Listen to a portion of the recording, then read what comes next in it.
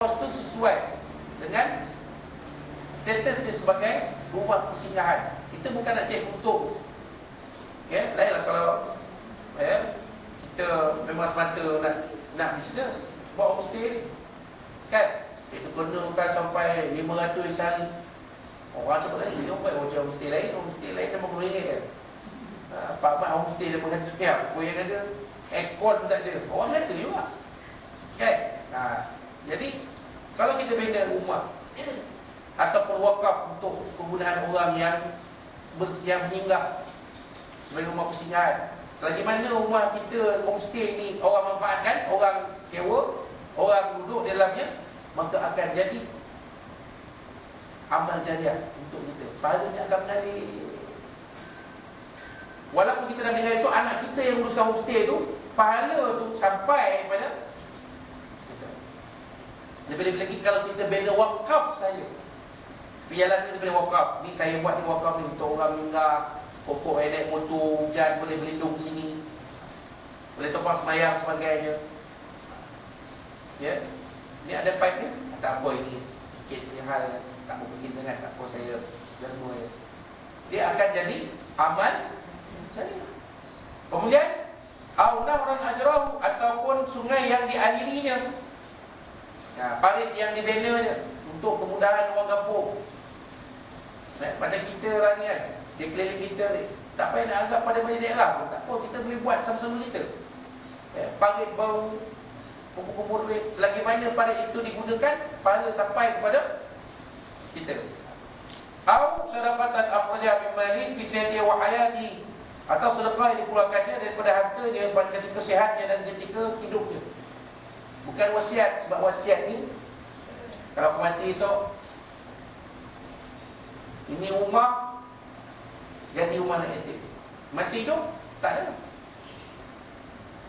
Nak mati esok baru tak masuk. Ketika hidup lagi dia dah wakafkan.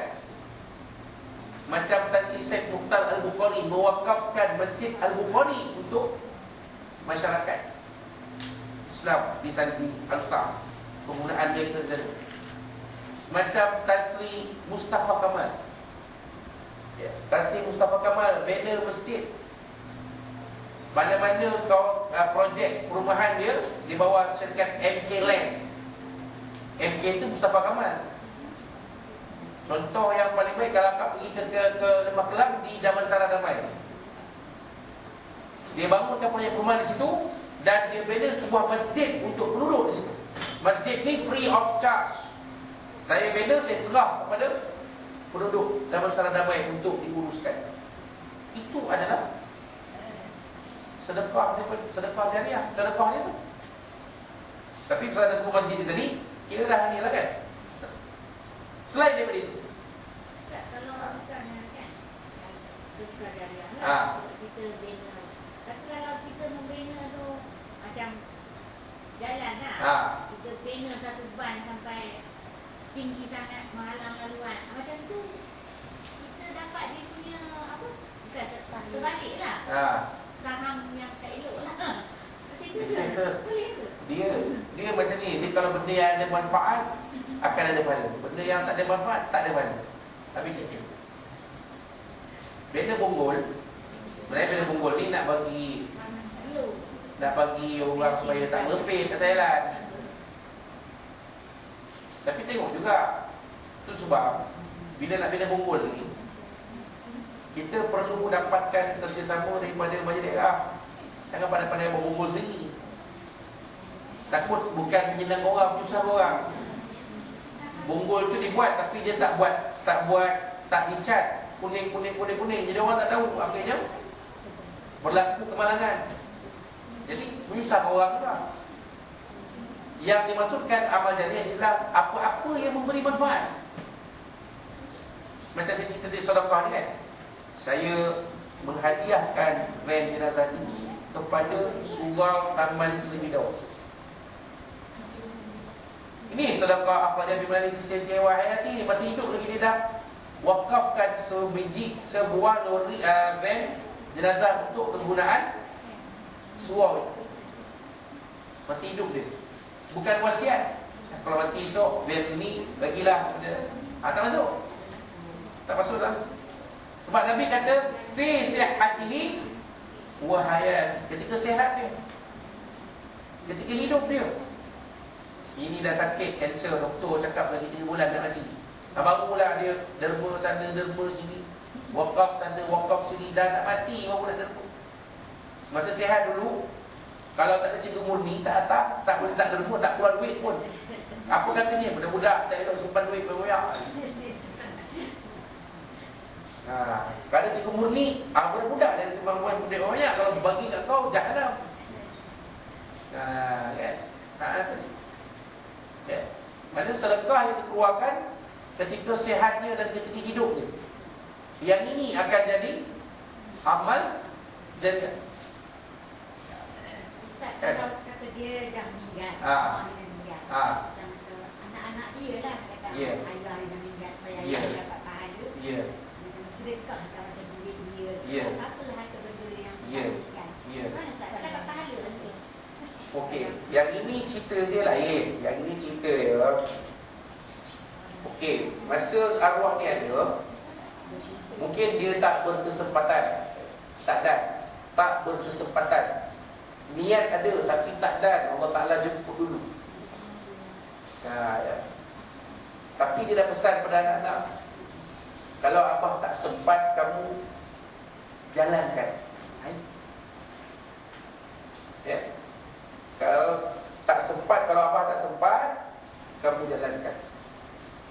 Dia berbeza. Ini memang tak ada nama itu langsung. Dia tak ada niat langsung ni. Masalah.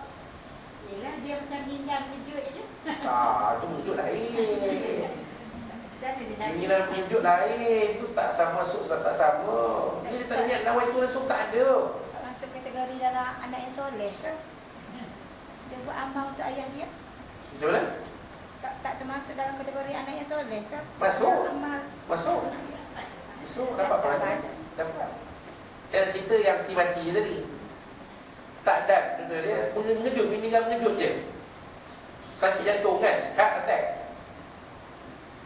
Itu lain. Ini dia memang. Orang tanya lah. Kamu ni harta banyak. Kamu tak nak. Derma-derma. Apa dia? Buat apa tu? Derma dekat orang macam ni. Kan? Kita derma sok. Kita galakkan dia orang ni supaya meminta-minta. Tak usul sendiri. Buat apa? Dah keluar cakap tu.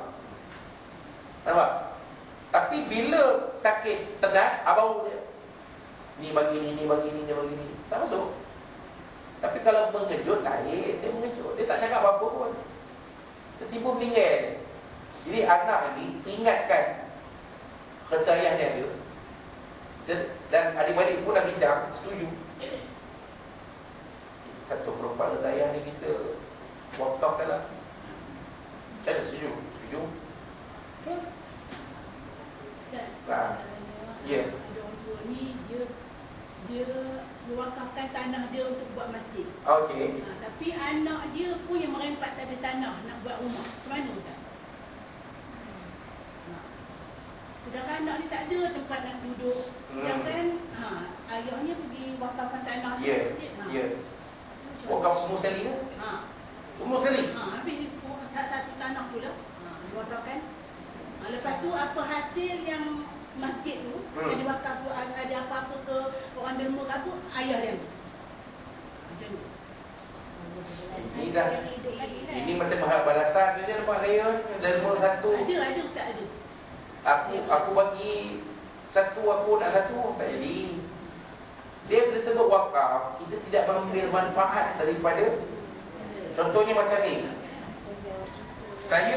Saya mewakafkan kursi ini untuk penggunaan surau.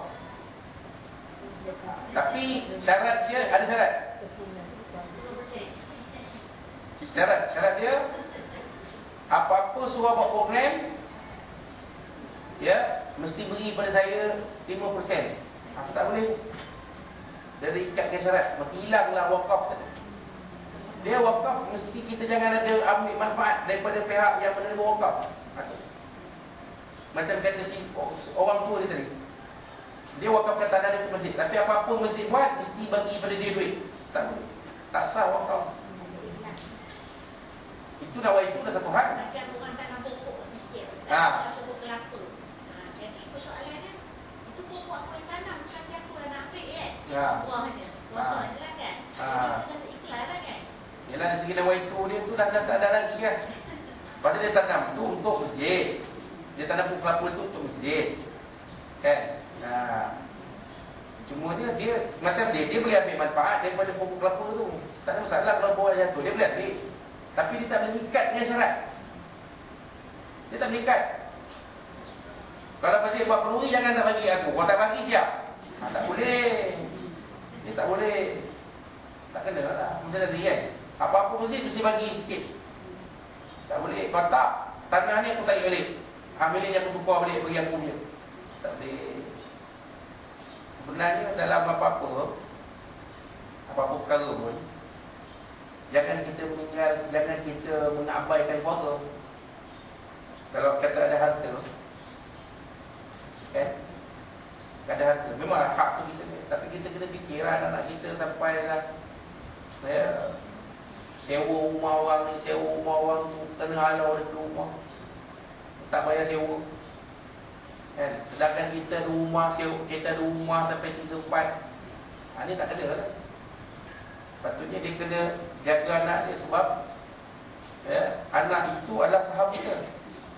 Apa salahnya dia bagi anak dia tu duduk di rumah dia. Macam dia nak nama. Ha? Macam dia wakaf tu macam dia nak nama. Dari segi nawai itu pun dah lagi dah tak kena dah. Dari nawai itu pun tak kena. Itu cerita. Aulanya dia mengutamakan anak-anak dia dulu. Kalau dah semua dah bagi, ada lebih, itu baru dia boleh wakafkan. Dia macam tu. Dari segi tanah tadi. Sebab anak tu ada yang miskin, ada yang fakir.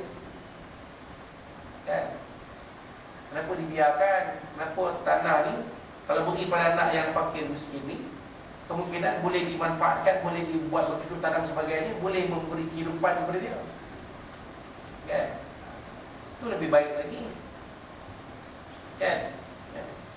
Yang tanah yang untuk masjid, nak kata nak buat tapak masjid ni, kalau ada lebih, kita dah bagi-bagi, ada lebih lagi tanah buat lagi 10 ekar, tak apa. Kan? Ini untuk anak kita, tanah dia ada tu, cukup untuk anak kita sebenarnya. Tak payah bagi kepada pihak masjid pun. Tak untuk buat tapak masjid pun tak payah. Bagi pada anak kita, itu lebih baik lagi sebab kita maknanya mengutamakan anak-anak kita, keluarga kita. Jangan sampai orang kata tera di hutan, disusukan anak di rumah sendiri mati, kelaparan. Itu konsep dia. Walaupun kalau si Polan ni nak wakafkan harta dia pun sah wakaf. Kalau tak ada syarat tadi, kalau yang tadi memang tak boleh lah. Tapi dia telah mengabaikan anak-anak dia. Nanti akan timbul fitnah juga. Kan?